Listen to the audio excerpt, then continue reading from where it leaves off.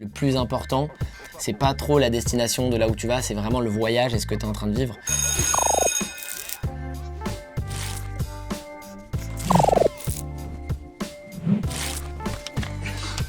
C'est écrit à l'envers. Non, voilà. Tac, tac, tac, tac. Alors vas-y, bleu. T'es qui? Moi, je suis Ruben Cohen, j'ai 32 ans et je suis le cofondateur de l'agence Follow. J'ai créé avec mes meilleurs potes il y a 7 ans maintenant. J'influence les gens. J'accompagne des créateurs de contenu dans leur carrière, comme t'accompagnes un chanteur, un acteur. Et de l'autre côté, j'accompagne les marques pour justement créer de l'influence autour de leur marque. Alors attends, vert. Tu aimerais parler de quoi aujourd'hui? Bah honnêtement de plein de choses. Quand je vois cette salle de classe, ça donne envie de parler de plein de choses. J'étais pas forcément basket là, c'est mal fait, mais j'étais plus dernier rang, ouais. Je participais énormément. En fait, je devais compenser mes notes à l'écrit parce que c'était une catastrophe. Je faisais partie des derniers de la classe. Je faisais tout pour me hisser parmi les premiers, mais on va dire que j'étais plus ouais, dernier de la classe.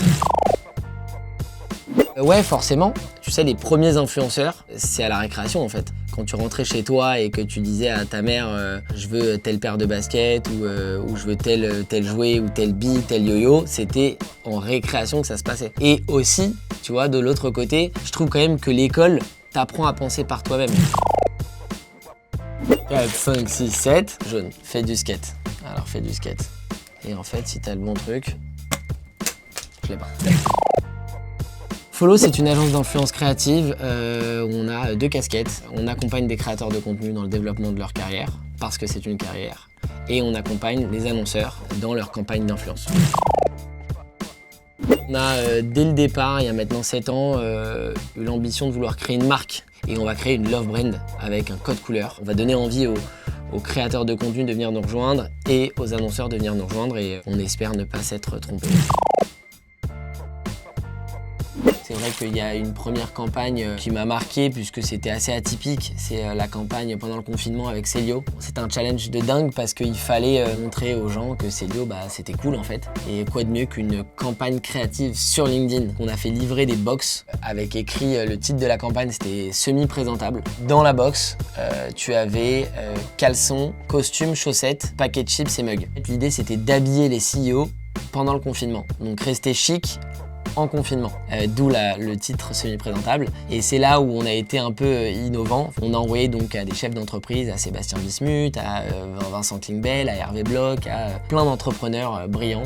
On leur a envoyé cette box en leur disant voilà les amis, voilà la box semi-présentable, faites-en ce que vous voulez. Et en fait, on a vu des CEO, on n'a pas l'habitude de voir un caleçon, sur LinkedIn. Ils ont tous joué le jeu. Et ça a fait un super reach, il y a eu de super KPI et franchement ça a été innovant parce qu'on n'avait pas l'habitude de voir ça. J'ai beaucoup apprécié cette campagne, le client aussi, c'était une campagne réussie pour moi. Ouais, Isabelle Marant, c'était marrant, bah déjà c'est l'une de mes marques préférées. Tu te surpasses pour essayer de signer ton client et là en l'occurrence c'était Jean-Philippe. Je lui explique ce qu'on fait, il m'explique ce qu'ils font même si je le savais déjà. Et après un acharnement pas possible, il me dit bon Ruben, écoute, je vois que t'en as envie, on va faire un test ensemble, mais ça va être sur la balle ski. C'était une mode mais des années 90 et il voulait la faire revenir en fait, en top tendance. Et je lui dis ok, pari tenu, on va y aller. Et c'est là pareil, brainstorming, créa. Et ce qu'on a fait en fait, c'est qu'on s'est dit on va la jouer hyper naturelle, on va pas l'annoncer en mode la balle ski est revenue, on va faire voyager la balle ski de Paris à Los Angeles pour le festival Coachella et on va le faire de manière très naturelle où les filles prennent la basket, la mettent dans leur valise, on va voir la balle ski évoluer avec eux et en fait partir en vacances avec eux. Et écoute, ça a pris tellement que d'autres influenceuses comme Lena Mafouf, Noelita ont posté la basket. En fait, c'était des posts naturels, 100% organiques. Donc là, c'est le secret d'une campagne réussie quand d'autres créateurs de contenu postent naturellement, sans paid, sans être payé, rien du tout, le produit de ta campagne, tu te dis que là, c'est un carton plein. Donc je te raconte même pas la satisfaction après cette campagne parce que je me suis battu, on s'est battu parce qu'évidemment, je suis pas seul. Et ben, on a réussi, donc ravi de continuer à les accompagner d'ailleurs. Sweatpants, c'était assez intéressant parce que il était dans un délire où il fallait de la notoriété pour la marque. C'était avant qu'il devienne aussi famous qu'il est aujourd'hui. Et donc du coup, on a eu l'idée de partir tous au ski à l'un de nos follow trips, comme on les appelle chez Follow. On a reçu tous nos influenceurs, tous nos créateurs de contenu dans un chalet de malade mental au ski. Et on a mis des combinaisons de ski sweatpants avec des bonnets, des gants, des sweats, des jogging. On avait du sweatpants partout. On allait à la Folie Douce, on était tous en sweatpants, on descendait les skis, les gens nous identifiaient à des kilomètres. Et au même moment, on a fait une campagne, ce qu'on appelle Up and Down. On se disait comment attirer l'œil des personnes qui scrollaient, tout simplement en postant des photos à l'envers. Donc en fait, tous nos créateurs ont posté des photos à l'envers. Derrière, Sweatpants voulait avoir, vous connaissez cette fameuse pastille bleue que tout le monde veut avoir, délivrée par Instagram. Suite à cette campagne, Sweatpants l'a eu, donc ravi.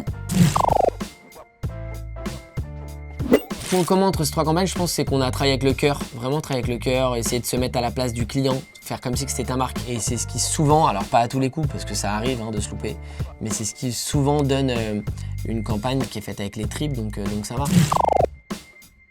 Je commence peut-être à sortir de la merde. Beaucoup de matières, je me disais qu'est-ce que je fous là. Tu vois, j'étais vraiment épanoui en cours de récréation. J'invite beaucoup de profs à voir ce qui se passe en cours de récré. Parce que finalement, c'est là où tu peux cerner certains potentiels de certains élèves. On continue avec la même envie, le même acharnement, la même motivation. On veut continuer de s'éclater comme on a toujours fait, entre potes. Je pense que c'est ce qui fait que ça marche.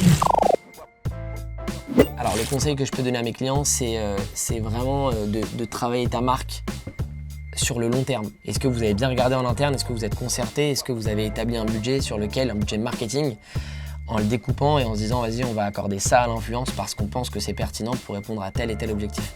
Et c'est quand un client est structuré et m'appelle ou m'envoie un mail que je me dis il y aura des choses à faire avec. C'est de s'éclater, c'est d'être client-centric vraiment. Le client est roi, on veut un service 5 étoiles chez Follow. Si tu veux que ça marche dans n'importe quel business, tu dois placer ton client très loin. Je sais pas dessiner.